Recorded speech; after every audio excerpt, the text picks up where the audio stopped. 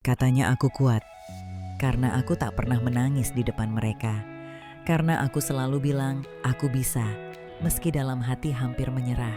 Tapi mereka tak tahu, kuat itu bukan karena tak pernah lelah, tapi karena tetap berdiri. Meski ingin rebah, tetap tersenyum, meski hati sedang patah. Kalau kamu lihat aku diam, bukan karena aku tenang, mungkin aku hanya sedang bertahan. Pernah merasa seperti ini, tapi tetap diam? Ceritakan di komentar.